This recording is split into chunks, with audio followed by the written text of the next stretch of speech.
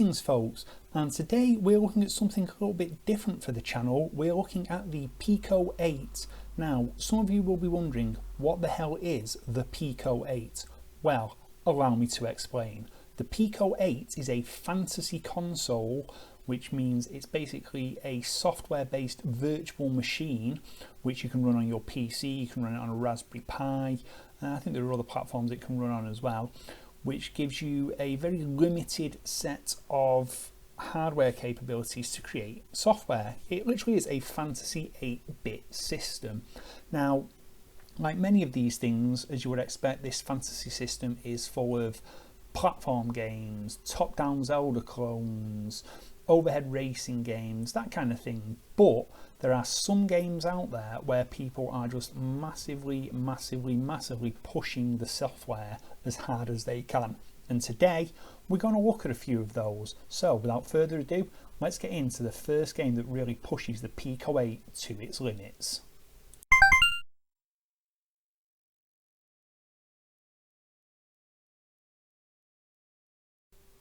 Okay, so the first of the Pico 8 games we have here is Poom, obviously Pico Doom.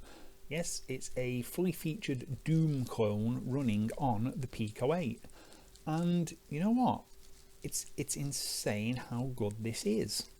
I mean, really, this is looks like a properly raycast 3D engine working away on the Pico 8 with its teeny tiny amounts of available workable RAM and video RAM. I mean, it does take its time to load, that's fair, but here you go. This is Poom. And look at it. It moves really well. I mean, could you imagine if, say, the SNES or even 32X or Jaguar or 3DO versions of Doom moved this well? I mean, yeah, it's low resolution, we can't hide that, that's pretty obvious, but god damn does it look good, and it plays well. This is me playing through it here. It's so much fun. It's the perfect Doom experience. Now the maps have been specially designed for this, I believe. They're not the maps as they were in Doom. They are custom done maps. But you know, you look at this, you've got lighting effects. Even the original Doom didn't really have proper lighting effects. This is fun. This is an incredible piece of programming here, and you know, hats off to the guys that made this. I think there's one developer, and it's incredible. It really is. It shows just how versatile this system is. But this isn't even the most impressive game you're going to see in this video. Oh no. Next up, we have Star Wars Attack on the Death Star, which, as you may be able to guess, is going to be some kind of Star Wars arcadey type title by Freds72, and yeah, this is fun. It's basically a clone of Star Wars the original arcade machine with its vector wireframe graphics, and it looks good. It's difficult because it is fast, and I mean fast. You know, I was used to playing this on 8-bit systems like my ZX Spectrum, where whilst it was smooth, it was somewhat chuggy, but this is a brilliant piece of vector graphics wireframe coding. You know, this is a fully functional 3D engine here. You know, you've got everything drawn in vectors, there's a sense of depth, a sense of speed. It is truly incredible. And again, it shows what can be done even when you have very limited facilities available. Yeah, excellent. Okay, the third game in this list today is a port of Another World, or Out of This World for our American friends, the incredible cinematic action platform game from Delphine Software in the early 90s. Now, I first played this on my Mega Drive, and I have to be honest, this Pico 8 version looks insanely good. I mean, it looks and runs at least as well as the 16-bit versions did back in the day. I mean, obviously this is just the intro sequence, which features a lot of vector graphics, some rotoscoping, I believe, for some of the animations. We'll get some gameplay footage in a minute, but I had to show this. It's seriously impressive. Again, this is running on the Pico 8. It's incredible what a good coder can do with this system. And now we get some in-game footage here. As you can see, it looks like Another World should look. I mean, yes, it's low resolution, but it's the game as it was. Just to note, there is another version of Another World on the Pico 8 called Another World Survival. It looks nowhere near as good as this. It really doesn't. This is the mut's nuts, as they say, the bee's knees. It's an incredible achievement, but again, we're still nowhere near the most impressive yet. Here we have a Pico 8 port of the granddaddy of survival horror titles, if you will, Alone in the Dark. And again, it looks great. I remember having a copy of this years and years and years ago when I had a 386 SX PC, and it ran nowhere near as well as this. It didn't look as good as this. You know, this was a PC with 1 meg of RAM and a very basic VGA card.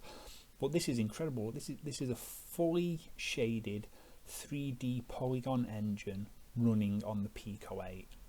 It looks ridiculously impressive when you think about it. Could you imagine something like this running on an 8-bit system back in the day? This is why the Pico 8 is a true fantasy system. It allows you to have games like this that people are working on. Seriously, this is just, I can't believe it. It's absolutely insane how good this looks. Like I said, this is fully 3D, it's full polygon graphics here. Everything here is rendered and shaded in real time in full 3D.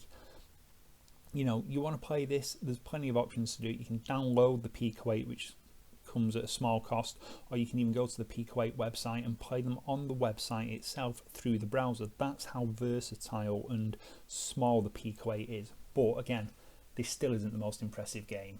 That is coming next. This, my friends, is by far the most impressive game I have seen done on the Pico 8 thus far. It's a full conversion of Virtua Racing. Specifically Virtua Racing Deluxe, the 32X version.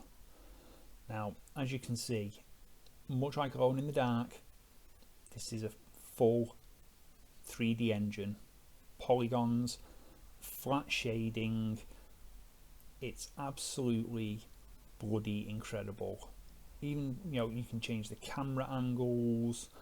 You know, there's some nice dithering effects here. The graphics do remind me very much of the Mega Drive version done using the SVP chip. Whereas, like I said, it's got all the extras and stuff that you'd expect from, I think, the 32X version. This is a technological marvel. With the limitations of the Pico 8 system, the fact that this runs, and not only that it runs this bloody well, is a miracle. It really is. This is some absolute coding voodoo going on here. You've got the trackside details, you've got the track itself, you've got multiple cars. This is insane, and I just have to say, wow. Wow, wow, wow, wow, wow. Yeah, wow. That's it. Wow. So there you have it, folks. That's 5 insanely impressive pieces of software for the Pico 8 Fantasy console. As I said, you can download the Pico 8 for a small cost on the developer's website. I'll stick a link in the description below. Or you can play these games online through your browser.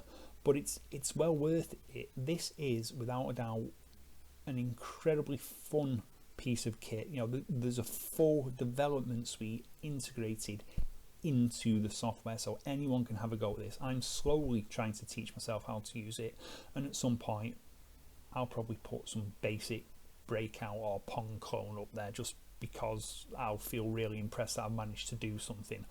But anyway, I've been Rob. This has been 81632-bit. If you've enjoyed this video, hit like and subscribe, ring the bell. If you haven't, hit dislike. Tell me why in the comments. I'm always open to suggestions. So until next time, so long.